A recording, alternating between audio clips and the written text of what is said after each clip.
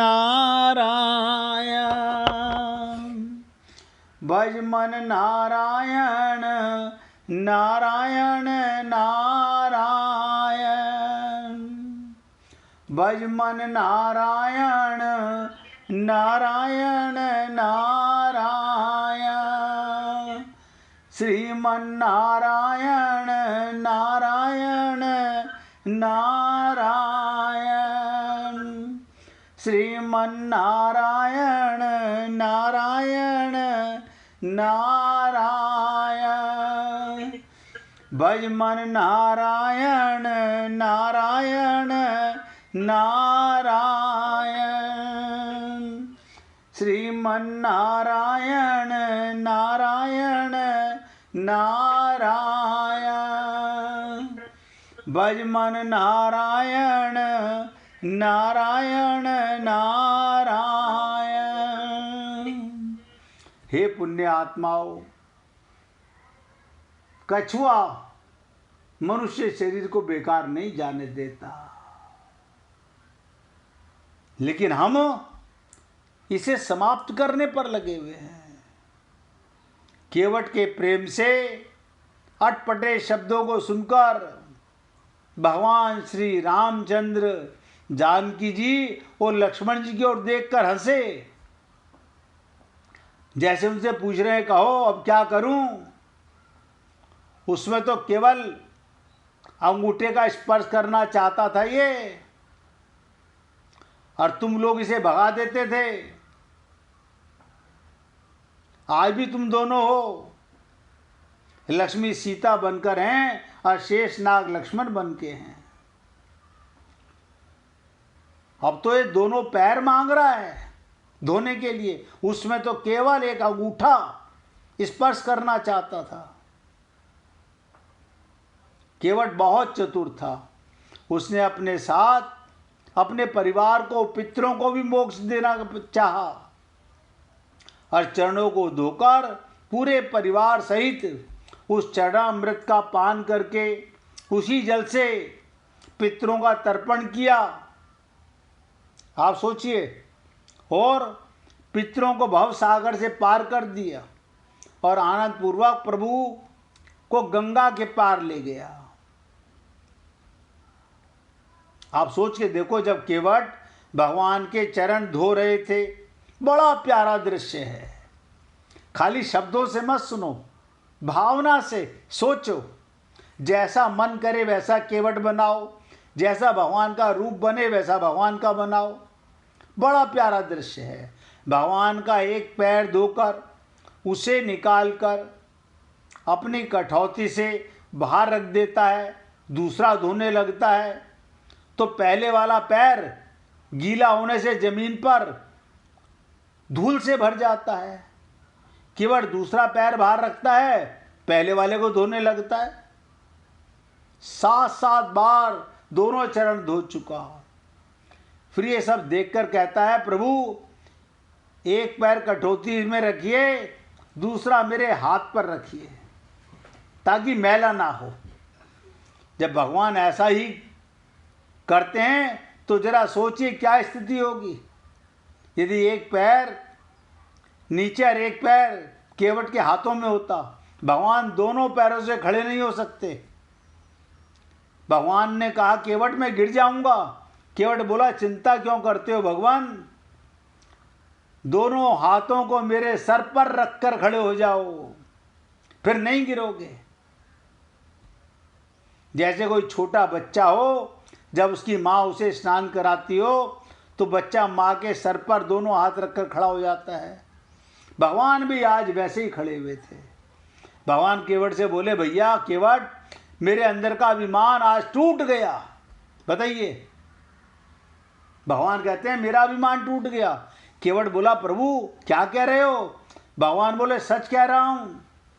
केवल अभी तक मेरे अंदर अभिमान था कि मैं भक्तों को गिरने से बचाता हूँ। आज पता चला कि भक्त तो भगवान को गिरने से बचाते हैं। इसलिए भगवान कहते हैं, अहम भक्त पराधीना। भगवान भक्त के अधीन हो जाता है। सोचिए, भगवत प्राप्ति कभी कठिन नहीं थी, आज भी कठिन नहीं है।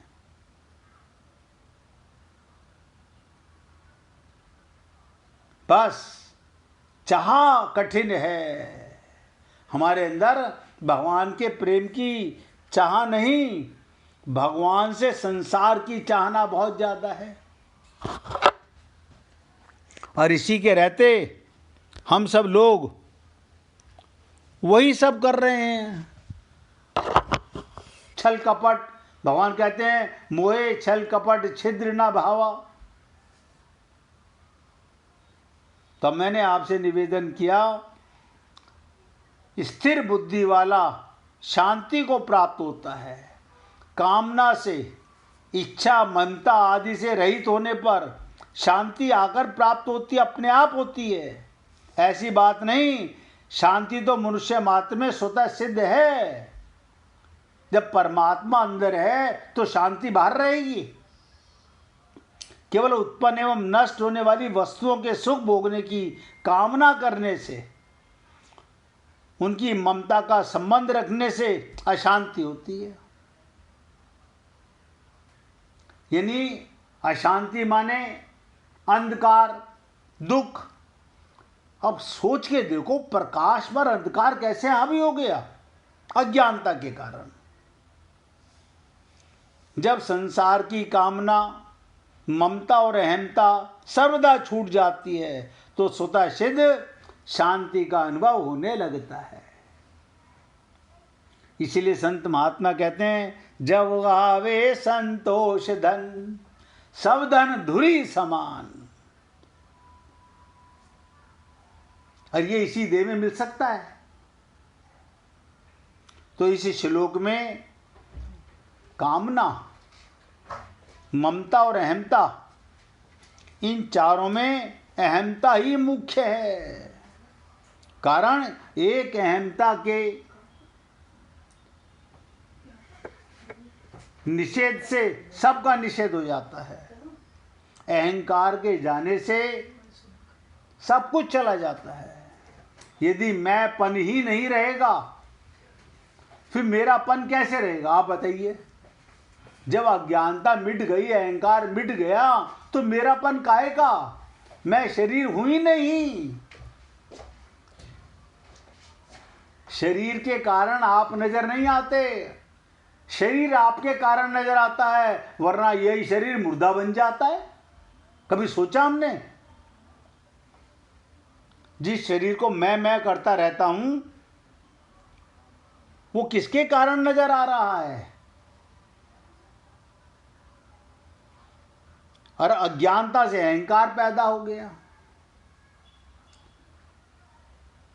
तो मैंपन ही नहीं रहेगा, फिर मेरापन कैसे रहेगा? और किसके लिए करेगा? इसलिए भगवान ने कहा निरअहंकारा। ये बहुत इंपॉर्टेंट शब्द है, निरअहंकारा। कहने मात्र से कामना आदि का त्याग उसके अंतर्गत आ जाता था। तो फिर कामना आदि के त्याग का वर्णन क्यों किया? इसका उत्तर है, कामना, इच्छा, ममता और अहमता, इन चारों में कामना स्थूल है। कामना से सूक्ष्म है इच्छा, स्पर्श से सूक्ष्म ममता, और ममता से सूक्ष्म है अहमता। अतः साधक पहले कामना, फिर अज्ञानता और ममता का त्याग कर दे तो अहमता का त्याग अपने आप हो जाता है। आप आत्मा होते हुए अपने को शरीर मानते हो, चेतन होते हुए जड़ मानते हो।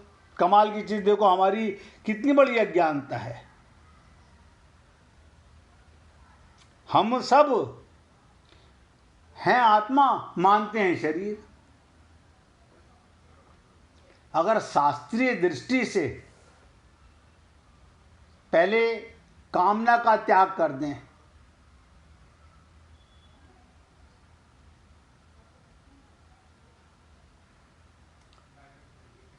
तो जागा हुए पुरुष से इच्छा का, ममता का, अहंकार त्याग बनाया जाता है। परंतु साधक की दृष्टि से पहले ममता का त्याग, फिर कामना का त्याग, अहंकार का त्याग करना ही ठीक है।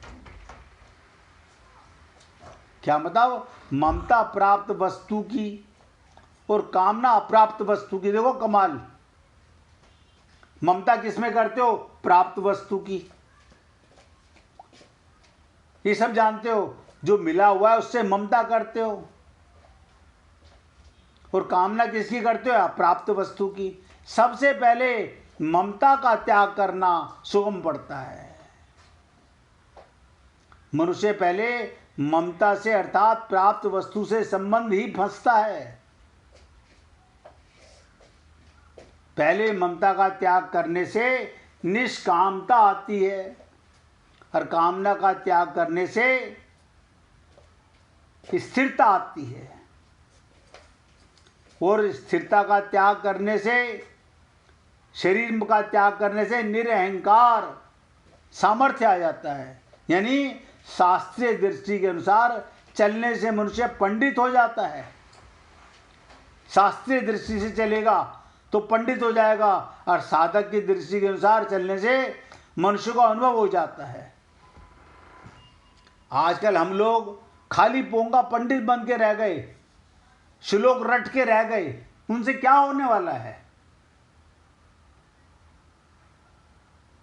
इसलिए हे पुण्य आत्माओं, फिर निवेदन करूंगा, अहमता ममता से रहित होने का उपाय क्या है? देखिए, हमारे लिए बहुत इंपॉर्टेंट है, सबके लिए बहुत इंपॉर्टेंट है। हम सबके लिए ये बहुत इंपॉर्टेंट है। अहमता ममता से रहित होने का उपाय अगर आप लोग हमारे मन में, क्या आप बता दीजिए, हम सुन लेंगे। ना ना ना ना, अगर हम बीमार हैं तो दवा का सेवन करेंगे, यानी हम अपने अंदर ये कमी महसूस करेंगे कि मुझे बुखार है तो बुखार की दवा काम करेगी। अब आप खाली ये सुन करके क्या आप बता दीजिए, काम नहीं करेगी।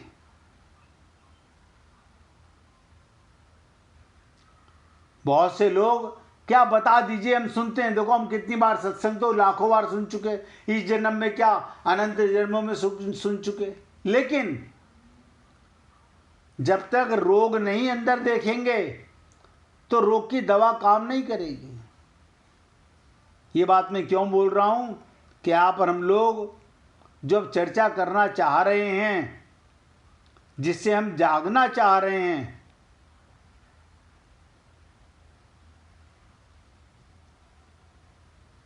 बहुत ध्यान से सुनिएगा।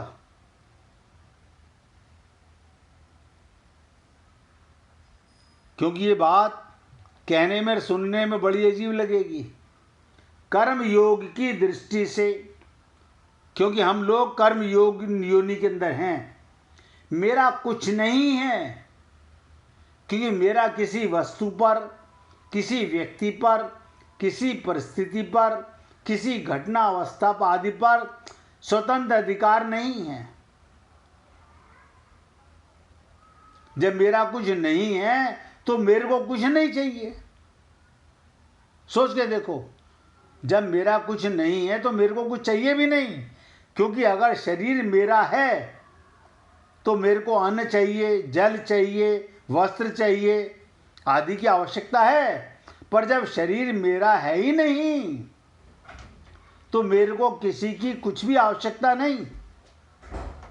जब मेरा कुछ नहीं तो मेरे को कुछ नहीं चाहिए, फिर मैं क्या रहा? क्योंकि मैं तो किसी वस्तु, शरीर, स्थिति आदि को पकड़ने से होता है। आप सोचिएगा, चेतन होकर जड़ वस्तु को, जड़ शरीर को मैं कहना, अब फिर संसार की चीजें में कामना ममता पैदा होना, यानी आत्मा होकर, चेतन होकर जड़ चीज को अपना मैं कहना। हमने आपको बताया था कि जब हनुमान जी से पूछा गया कि अपना परिचय दो, तो 3 तरह से परिचय दिया। उन्होंने कहा, प्रभु जब मैं शरीर को देखता हूँ तो मेरे मन में भाव आता है दासो हम, आप मेरे स्वामी हैं, मैं आपका दास हूँ। और जब मुझे जीव का ध्यान आता है, ईश्वर अंश जीव अविनाशी, तो आप मेरे अंशी हैं और मैं आपका अंश हूं, अमृत से पुत्र हूं। और जब मुझे अपनी ओरिजिनल पर्सनैलिटी का, आत्मा का ध्यान आता है, तो हे राम तत्वमसी, फिर मैं और आप एक हो जाते हैं, अलग नहीं रहते। अहम ब्रह्मास्मि, मैं तुमसे अलग हुई नहीं, लेकिन आप और हम लोग नित्य प्राप्त परमात्मा को मिले हुआ है भगवान, लेकिन एक अज्ञानता से, एक अज्ञानता से हम लोगों ने अपने को, ये सारी बीमारियां एक पाप से, सारे पाप होते जा रहे हैं और उससे नहीं बचना चाहते। एक चीज को निकाल दो, मैं शरीर नहीं हूं। क्यों? शरीर के लिए भोजन, शरीर के लिए वस्त्र, शरीर के लिए मकान। तो जब तक मेरे को शरीर में भगवान रखेगा तो शरीर के लिए जरूरत होगी, मेरी जरूरत नहीं है, ये शरीर की जरूरत है।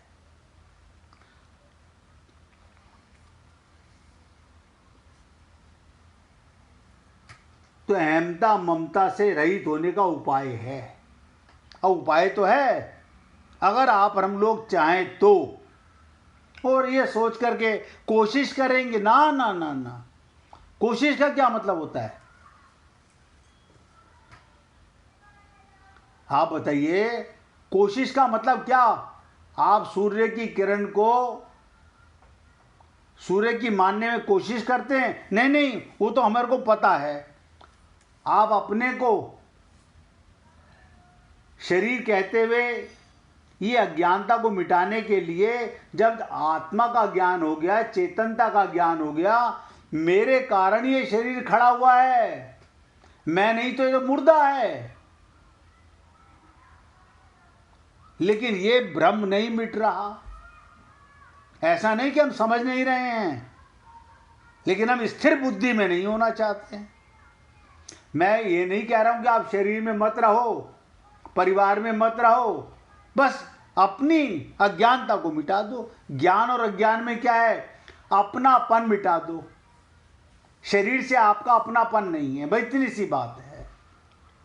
जब तक अपनापन है तो शरीर के लिए सारी वस्तुएं आपके लिए हो गई, शरीर के सारे संबंध आपके संबंध हो गए। शरीर का जो भी सामान घर में रखा हुआ है वो आपका सामान हो गया। एक अज्ञानता से, एक नासमझी से हम सब लोग आज तक ऐसे ही भटक रहे हैं। 1 मिनट भगवान का कीर्तन करो, इसके बाद आगे चर्चा करेंगे। भजे जा राधे राधे, जपे जा राधे राधे, भजे जा राधे राधे, जपे जा